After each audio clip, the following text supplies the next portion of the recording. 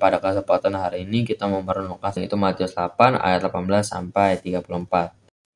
Ketika Yesus melihat orang banyak di sekelilingnya, Dia memerintahkan untuk bertolak ke seberang. Lalu datanglah seorang ahli Taurat menghampiri dan berkata kepadanya, "Guru, aku akan mengikutimu kemanapun engkau pergi."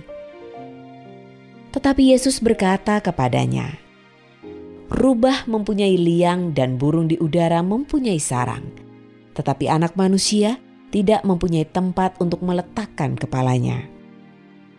Seorang dari para murid-Nya yang lain berkata kepadanya, "Tuhan, izinkanlah aku untuk pergi dahulu menguburkan ayahku." Namun Yesus berkata kepadanya, "Ikutlah aku, dan biarlah orang mati menguburkan orang matinya sendiri." Ahli Taurat ini dan orang-orang mengira bahwa enak nih jadi pengikut Yesus, bisa jadi terkenal, bisa dapat kuasa menyembuhkan orang. Tapi Tuhan berkata lain.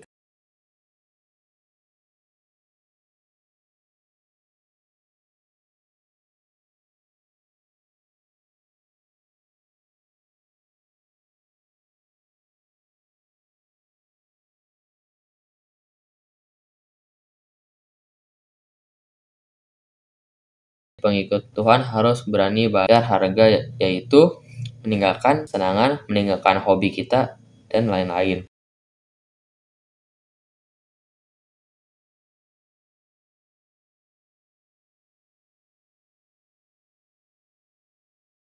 Dikatakan ada ahli Taurat datang kepada Tuhan Yesus dan ucapannya nggak main-main, saudara. Ucapannya, "Guru, aku akan mengikut engkau kemana saja engkau pergi."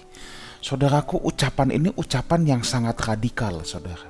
Bayangin, dikatakan aku mau ikut engkau kemanapun engkau pergi. Loh, ini ucapan yang sangat radikal.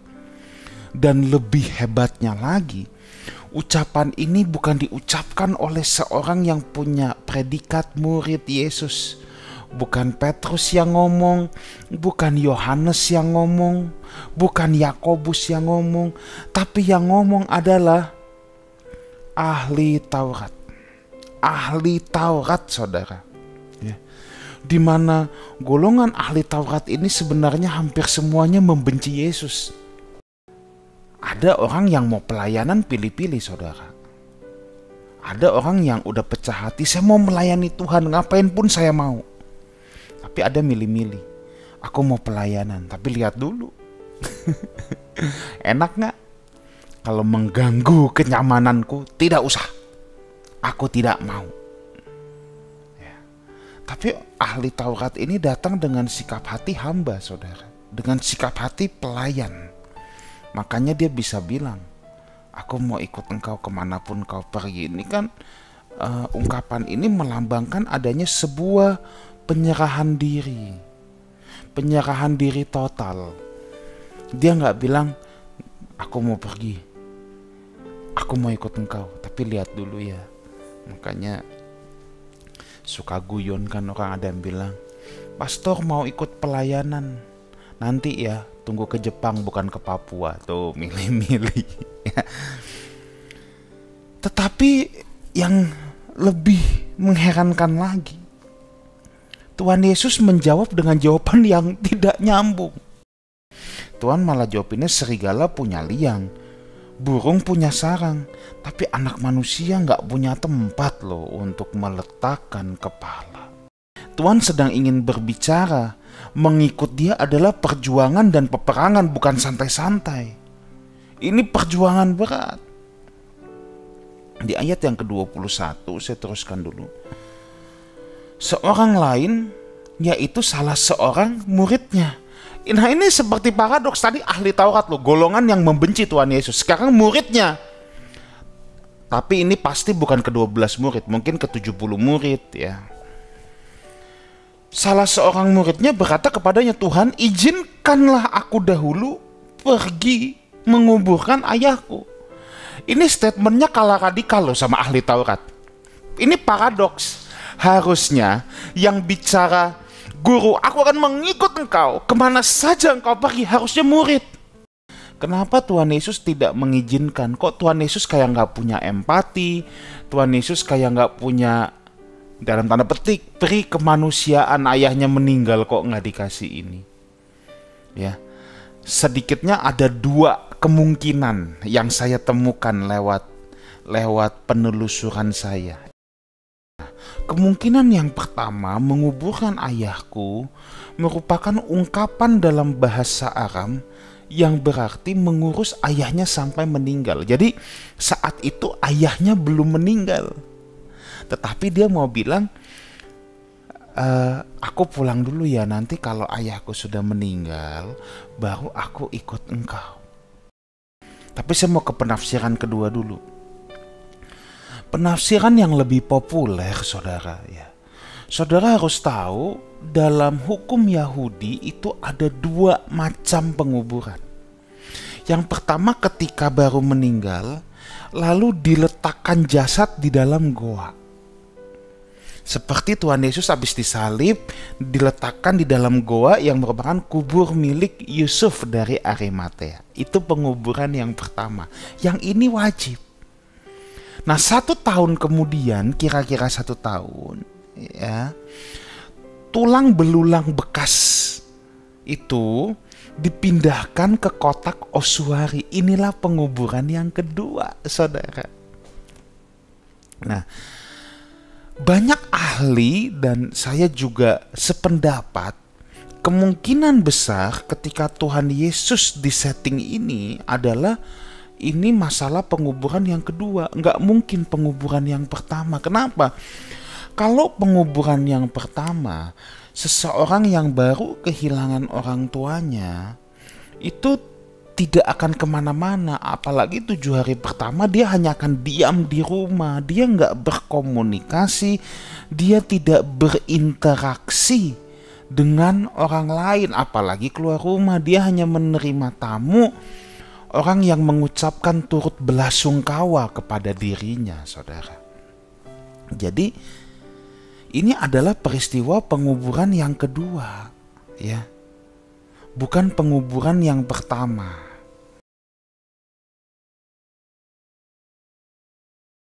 Perikop yang kedua, Matius 8 ayat 23 sampai 27. Kemudian Yesus naik ke sebuah perahu dan murid-muridnya mengikuti dia. Dan lihatlah, guncangan yang dahsyat terjadi di danau itu, sehingga perahu itu dilingkupi gelombang, tetapi dia tetap tidur. Maka para muridnya menghampiri dan membangunkannya sambil berkata, "Tuan, selamatkanlah, kami celaka." Lalu dia berkata kepada mereka, "Mengapa kamu menjadi takut, hai kamu yang kurang percaya?" Kemudian dia bangun dan menghardik angin dan danau itu, dan terjadilah ketenangan yang luar biasa. Maka takjublah orang-orang itu dan berkata, "Siapakah sesungguhnya orang ini, sehingga angin dan danau pun patuh kepadanya?"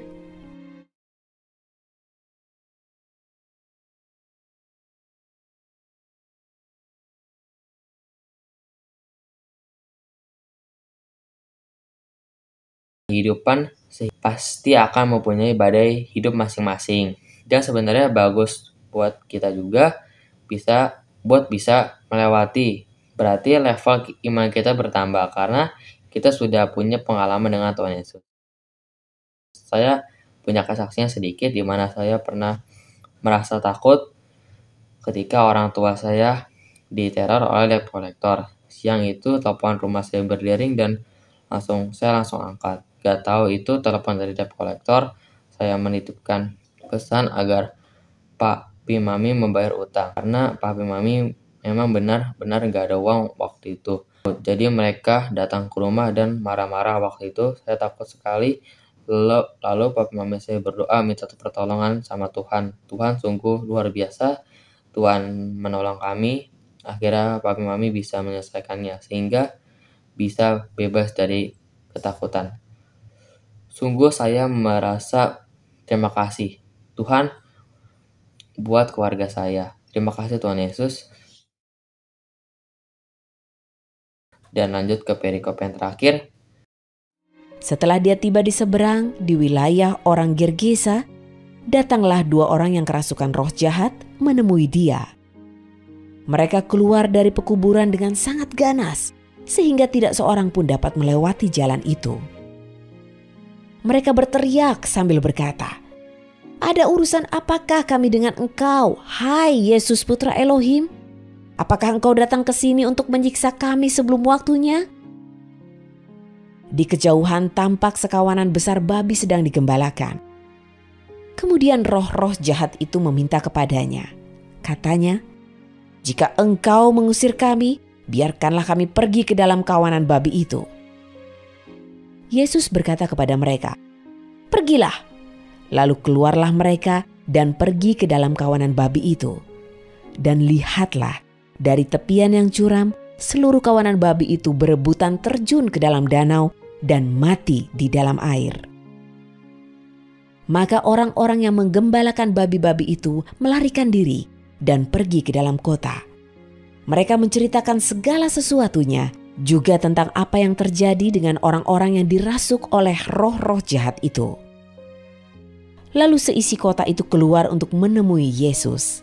Setelah melihat dia, mereka meminta agar dia menyingkir dari wilayah mereka. Dalam perikop ini menceritakan tentang orang yang kerasukan setan yang sangat berbahaya, tetapi Yesus mempunyai kuasa untuk mengusir setan.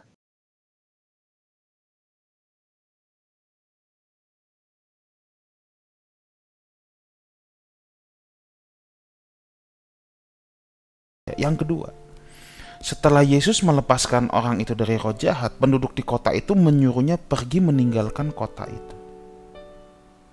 Bukankah baik seorang yang kerasukan setan menjadi sembuh? Rupanya kerugian yang diderita akibat banyaknya babi yang mati membuat geram penduduk kota tersebut. Seringkali manusia dihargai lebih rendah daripada hewan. Hewan tidak diciptakan segambar serupa, tetapi manusia diciptakan segambar dan serupa dengan Tuhan. Yang ketiga, pelajaran yang kita ambil yang terakhir. Orang ini kalau saudara baca di akhir kisah, itu mau ikut Tuhan Yesus, habis disembuhkan saudara. Tapi orang ini ditolak. Kenapa ditolak? Orang ini justru ditugaskan untuk memberitakan kabar baik ke kampung halamannya.